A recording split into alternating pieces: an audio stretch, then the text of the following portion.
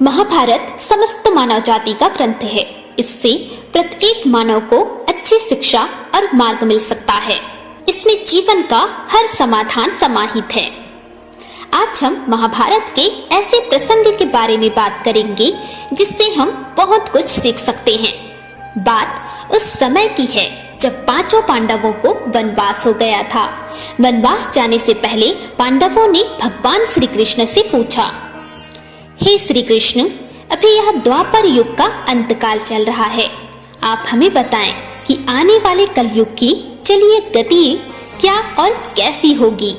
श्री कृष्ण जवाब देते हैं, मैं तुम्हें इसका सीधा सा उत्तर तो नहीं दे सकता, लेकिन हाँ, तुम पांचों भाई वन में जाओ और वन में जो कुछ भी दिखे मुझे आकर बताओ। मैं तुम्हें उसका कलयुग में प्रभाव बताऊंगा।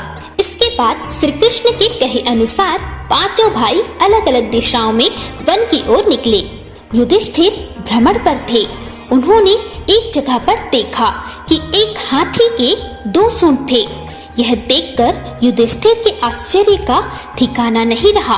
अर्जुन दूसरी दिशा में भ्रमण पर थे।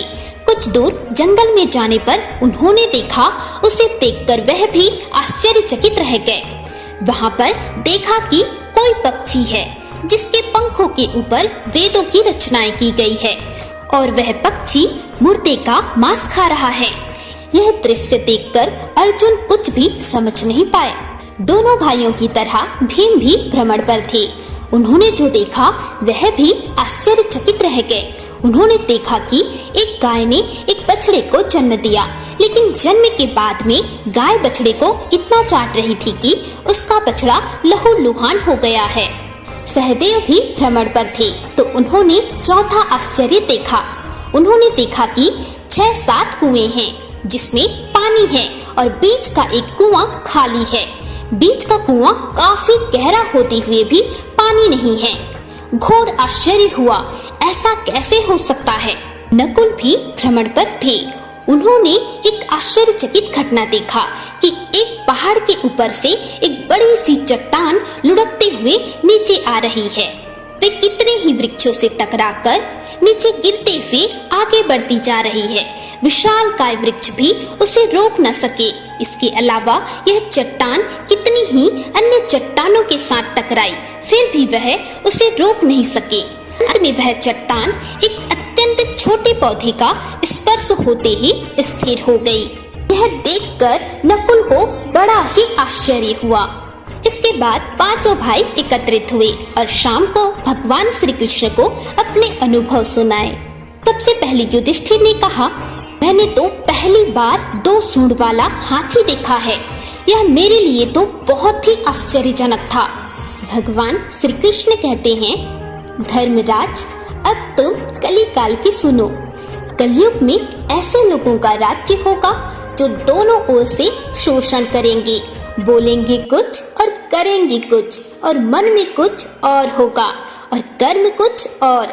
ऐसे ही लोगों का कलयुग में राज होगा। तुम कलयुग आने से पहले तक राज्य कर लो। युधिष्ठिर के बाद अर्जुन ने कहा, मैंने जो देखा है वह तो कहीं ज्यादा आश्चर्यजनक था माधव। मैंने देखा कि एक पक्षी के पंखों पर वेदों की रचनाएं लिखी हुई हैं, पर वह पक्षी मुर्दे का मांस खा रहा है। श्री कृष्ण कहते हैं, कलयुग में ऐसे लोग रहेंगे जो बड़े ज्ञानी कहलाएंगे, विज्ञान की चर्चा करेंगे, लेकिन उनके आचरण राक्षसी होंगे। वह बड़े पंडित और विद्वान कहलाएंगे, किंतु यह देखते रहेंगे कि कौन सा मनुष्य कब मरे और हमारे नाम से संपत्ति कर जाए। हे अर्जुन, संस्था के व्यक्ति विचार करेंगे कौन सा मनुष्य मरे और संस्था हमारे नाम पर हो जाए। हर जाति धर्म पर प्रमुख पदों पर बैठे विचार करेंगे कि कब किसका श्राद्ध हो और कौन कब किस पद से हटे और हम उस पर चढ़ जाएं। चाहे कितने भी बड़े लोग हो, परंतु उनकी दृष्टि धन और पद के ऊपर ही रहेगी। ऐसे लोगों की ही बहुतायत होगी। अर्जुन के बाद भीम ने अपना अनुभव सुनाया। भीम ने कहा कि कृष्ण, मैंने देखा कि गाय अपने बछड़े को जन्म देती है और जन्म देने के बाद बछड़े को इतना चाटती है कि बछड़ा लहूलुहान हो जाता है। इसका क्या मतलब है श्री कृष्ण?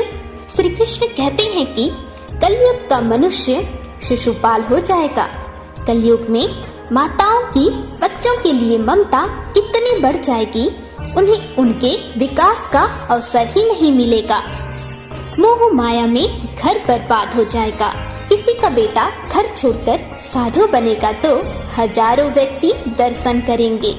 यदि अपने बेटे ने साधु बनना चाहा तो रोएंगे कि मेरे बेटे का क्या होगा। इतनी ज्यादा ममता होगी कि उसे मोह माया और परिवार में ही बांध कर रखेंगी। उसका जीवन वही खत्म हो जाएगा। वास्तव में लड़के तुम्हारे नहीं हैं, वह तो बहुओं की अमानत है और लड़कियां जमाइयों की अमानत है। और तुम्हारा यह शरीर मृत्यु की अमानत है। तुम्हारी आत्मा परमात्मा की अमानत है। इसलिए तुम्हारा अपने शाश्वत संबंध को जानना अति आवश्यक है। भीम के बाद सहदेव ने पूछा, हे श्री कृष्ण, मैंने जो देखा, मैंने यह देखा कि 5-7 बड़े कुओं के बीच एक गहरा कुआं बिल्कुल खाली है, जबकि ऐसा संभव कैसे हो सकता है? हे कृष्ण, इसका क्या अर्थ हुआ? भगवान श्री कृष्ण ने जवाब में कहा, कलयुग में लड़के के विवाह में, मकान के उत्सव में, छोटे बड़े उत्सवों में तो लाखों रुपए खर्च कर देंगे, परंतु पड़ोस में ही यदि कोई भूखा प्यासा मर रहा होगा तो यह नहीं देखेंगे कि उसका पेट भरा है या नहीं। उनका अपना ही सगा भूख से मर जाएगा, उसे देखते रहेंगे और दूसरी ओर मौज मदिरा, मांस भक्षक, सुंदरता और जश्न में पैसे उड़ाएंगे, किंतु किसी के 2 आंसू पोंछने में उनकी रुचि ना होगी। कहने का तात्पर्य यह है कि कलयुग में अन्न के भंडार होंगे, लेकिन लोग भूख से मरेंगे।